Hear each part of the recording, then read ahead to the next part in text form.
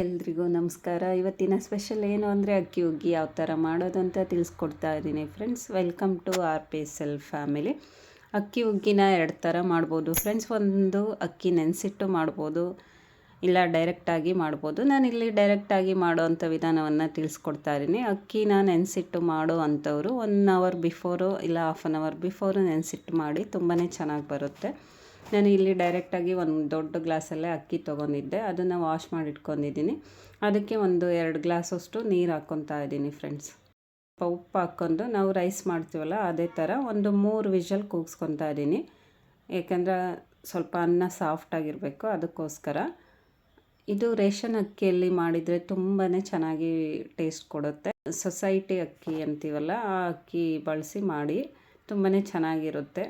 Government ಅಕ್ಕಿಯಿಂದ taste ಕೂಡ ಸಖತ್ತಾಗಿರುತ್ತೆ. Vitamin ಕೂಡ ಅದರಲ್ಲಿ ತುಂಬಾ ಚೆನ್ನಾಗಿ ಸಿಗುತ್ತೆ. ನಾನು 2 ತೆಂಗಿನಕಾಯಿನ ತುರಿದಿಟ್ಕೊಂಡಿದ್ದೆ, 2 ಕಪ್ಪಷ್ಟು. ಅದಕ್ಕೆ ಇಲ್ಲಿ 2 ಗ್ಲಾಸಷ್ಟು ನೀರು ಹಾಕ್ಕೊಂಡು ಚೆನ್ನಾಗಿ ಸಣ್ಣದಾಗಿ ರುಬ್ಕೊತಾ ಇದ್ದೀನಿ ಫ್ರೆಂಡ್ಸ್. ನೀವು ಅದೇ ಥರನೇ ರುಬ್ಕೊಳ್ಳಿ. ಸಣ್ಣಕ್ಕೆ ರುಬ್ಕೊಳೋದ್ರಿಂದ ಟೇಸ್ಟ್ ಕೂಡ ತುಂಬಾ ಚೆನ್ನಾಗಿ ಸಿಗುತ್ತೆ. ಅದಕ್ಕೋಸ್ಕರ ಇಲ್ಲಿ ಆ ಅಳತೆಯಲ್ಲೇ ನಾನು ತೊಗೊಂಡು ರುಬ್ಕೊತಾ ಇದ್ದೀನಿ. ಇದು ಉತ್ತರ ಕರ್ನಾಟಕದಲ್ಲಿ ಸ್ಪೆಷಲ್ಲು, ಹಬ್ಬಗಳಲ್ಲಿ ಮಾಡುವಂಥ ರೆಸಿಪಿ. ಇದು ಸಿಹಿ ಜೊತೆ ಮಾಡ್ತಿದ್ದೀವಿ ಫ್ರೆಂಡ್ಸ್. ಇದು ಯಾವಾಗಲೂ ಸಿಹಿ ಜೊತೆ ಇದನ್ನು ಮಾಡಿ ಊಟ ಮಾಡ್ತಾರೆ. ಅದಕ್ಕೆ ನಾನಿಲ್ಲಿ ಚಿಕ್ಕ ಮಕ್ಕಳು ದೊಡ್ಡವರು ಎಲ್ಲರೂ ಇಷ್ಟಪಟ್ಟು ತಿನ್ನುವಂಥ ರೆಸಿಪಿ ಇದು. ನೀವು ಕೂಡ ಒಮ್ಮೆ ಟ್ರೈ ಮಾಡ್ಬೋದು. ಈ ಥರ ಅದಕ್ಕೆ ರುಬ್ಕೊಳ್ಳಿ. ಸಣ್ಣದಾಗಿದೆ ನೋಡಿ ಫ್ರೆಂಡ್ಸ್, ಈ ಥರ ರುಬ್ಕೊಂಡ್ರೆ ನೆಕ್ಸ್ಟು ಒಂದು ಪಾತ್ರೆ ಇಟ್ಕೊಳ್ಳಿ. ಅದಕ್ಕೆ 1 ಗ್ಲಾಸಷ್ಟು ನೀರು ಹಾಕ್ಕೊಳ್ಳಿ. 1-1.5 ಗ್ಲಾಸಷ್ಟು ನೀರು ಹಾಕ್ಕೊಬೋದು. ನಾನಿಲ್ಲಿ ಟೋಟಲು 2-3 ಗ್ಲಾಸಷ್ಟು ನೀರು ಯೂಸ್ ಮಾಡ್ತಾ ಇದ್ದೀನಿ. ಅದಕ್ಕೋಸ್ಕರ ಇಲ್ಲಿ ಸ್ಟಾರ್ಟಿಂಗೆ ನಾನು 1 ಗ್ಲಾಸ್ ನೀರು ತೊಗೊಂಡು ಸ್ವಲ್ಪ ಬಿಸಿ ಆಗಿರೋ ನೀರಿಗೆ ರೈಸ್ ಹಾಕ್ಕೊತಾ ಇದ್ದೀನಿ ಮಾಡಿರೋದನ್ನು. ರೈಸ್ ಹಾಕ್ಕೊಂಡು ಸ್ವಲ್ಪ ಕುದಿ ಬರುತ್ತಲ್ಲ ಇದಕ್ಕೆ ಚೆನ್ನಾಗಿ ಮಿಕ್ಸ್ ಮಾಡ್ಕೊಳ್ಳಿ.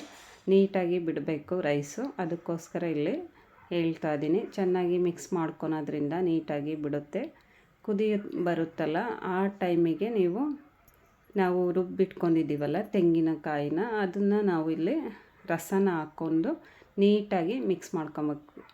ಈ ಥರ ಕುದಿ ಬರುತ್ತಾ ಇದೆ ನೋಡಿ ಫ್ರೆಂಡ್ಸ್. ಈ ಥರ ಅದಕ್ಕೆ ಬಂದಮೇಲೆ ಸ್ವಲ್ಪ ಚೆನ್ನಾಗಿ ಕುದಿ ಬರಬೇಕು, ಆವಾಗ ಹಾಕ್ಕೊಳ್ಳಿ ಫ್ರೆಂಡ್ಸ್ ರುಬ್ಬಿಟ್ಕೊಂಡಿರೋದನ್ನು.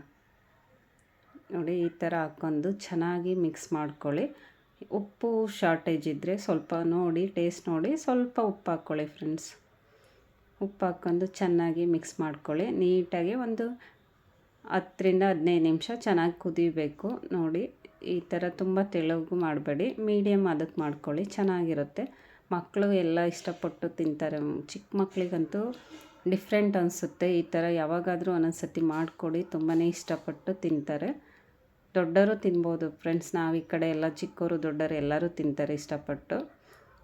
ನಿಮಗೆ ಕೂಡ ಅದಕ್ಕೆ ಹೇಳ್ತಾ ಇದ್ದೀನಿ. ನಾನು ಇಲ್ಲಿ 1-1.5 ಗ್ಲಾಸ್ ನೀರು ಹಾಕ್ಕೊತಾ ಇದ್ದೀನಿ. ಅದೇ ಜಾರಲ್ಲೇ ನೀರು ಹಾಕಿ ನಾವು ರುಬ್ಕೊಂಡಿದ್ವಂಥ ಜಾರಲ್ಲೇ ನೀರು ಹಾಕಿ ಮತ್ತೆ ಹಾಕ್ತಾಯಿದ್ದೀನಿ ಫ್ರೆಂಡ್ಸ್ ನಾನಿಲ್ಲಿ.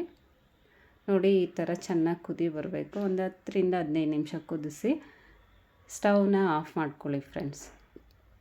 ಆಫ್ ಮಾಡ್ಕೊಂಡು ಈ ಥರ ನೋಡಿ ನಾನು ಒಂದು ಬೌಲಲ್ಲಿ ಹಾಕ್ಕೊಂಡು ಇಟ್ಕೊಂಡಿದ್ದೀನಿ, ಅದನ್ನು ತೋರಿಸ್ತಾ ಇದ್ದೀನಿ. ಸಿಂಪಲ್ಲು ನೋಡಿ, ಇಷ್ಟು ಚೆನ್ನಾಗಿದೆ.